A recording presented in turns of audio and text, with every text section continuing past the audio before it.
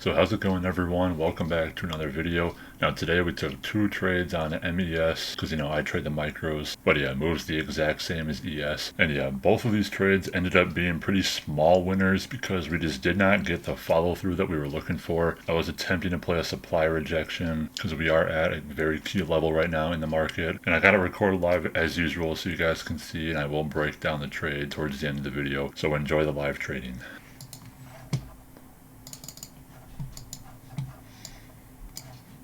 Alright, I'm getting in short here. This is looking very bearish. I took a lighter position size because it's kind of got in somewhat late, but it's looking bearish. We're right at that level 4200 on ES inside of supply. I think we're going to start to roll over.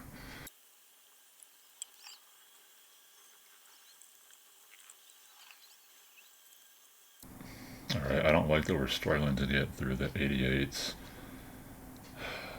Yeah, I honestly might take a contract off here. Order filled. Alright, I just bought a contract back. So I just don't like how it's order canceled, bouncing off here.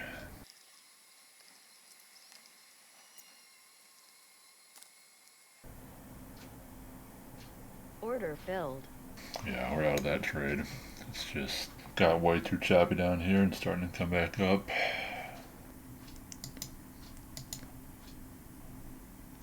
I'm going to play a short here. This looks so double toppy. Order submitted. The Nasdaq's starting to roll over.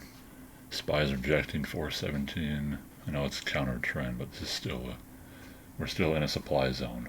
So, oh, yeah, here comes some selling.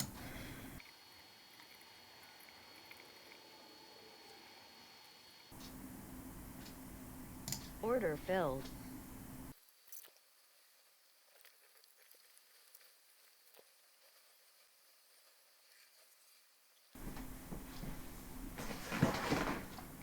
Well, look at that.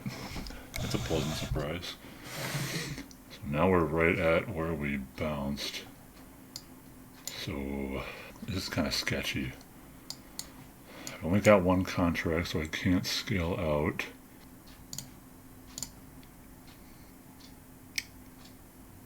Order filled. And we're stopped out. So now to break down these trades, now here we have ES. This is the 5-minute time frame, but I'm going to go ahead and zoom out to the 4-hour to kind of show you what key level I'm watching here.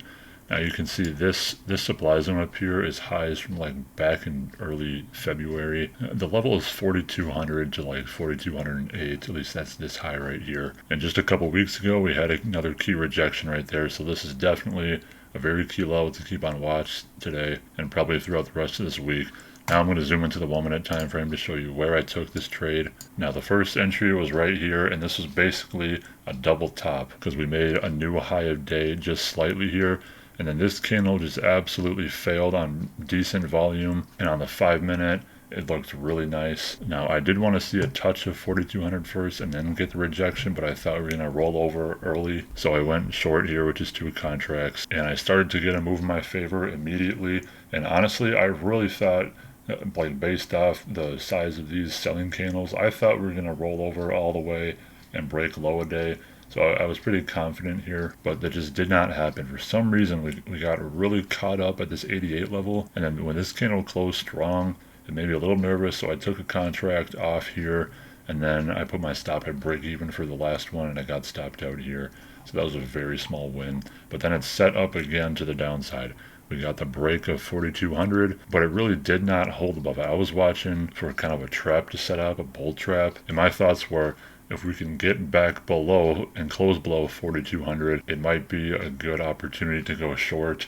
And sure enough, it was. Now, I made a mistake on this trade here. First of all, I undersized. I've just been taking like 2 contracts, even though I like to trade 5 on the ES. And just based off of emotion, I took a contract off at break even here.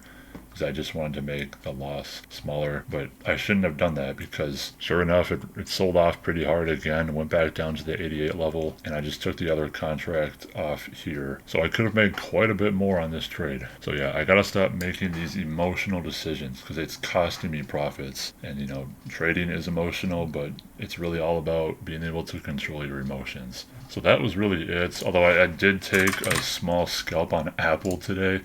Now, I'm not going to really show the recording because it was really boring, but basically I saw a ton of size on the offer here at 170, and I thought if we get the break of 170 there would be a lot to follow through.